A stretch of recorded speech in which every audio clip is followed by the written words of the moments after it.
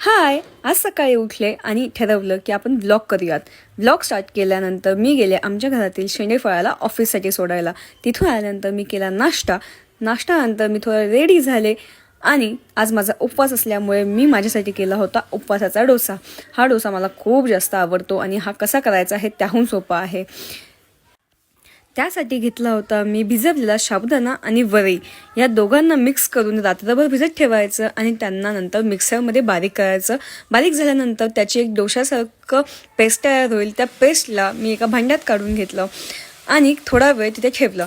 त्यानंतर मला एक रील शूट करायची होती. त्या रीलसाठी माझा आणि माझ्या आईचा हा होता लुक. रील शूट झाली आहे, ती रील टाकली आहे मी माझ्या इंस्टाग्रामवर. आणि त्यानंतर पुन्हा मी माझ्या डोशाच्या बॅटरकडे आले. त्यात थोडंसं चवीनुसार मीठ घातलं, त्याला छान मिक्स केल्यानंतर मी तवा गॅसवर ठेवला. तवा गरम केला आणि गरम झाल्यानंतर त्यावर तेल लावलं. तवा किती व्यवस्थित गरम झाला आहे ते चेक केलं.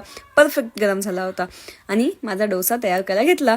आता हा माझा डोसा तयार होत आहे आणि डोशाची याद चव इतकी सुंदर लागते. मला हा डोसा खूप जास्त आवडतो, त्यामुळे मी हा डोसा झाल्या लगेचच खाऊन बघितला आणि वाव, यम्मी, छान झाला होता.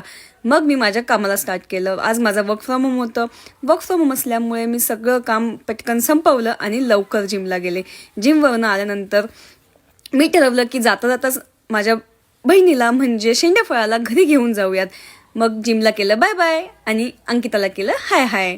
तिला हाय केल्यानंतर मी आले घरी आल्यानंतर ऑब्व्हियसली बिग बॉस स्टार्ट झाले. बिग बॉस बघितलं, जेवण केलं आणि बाय बाय.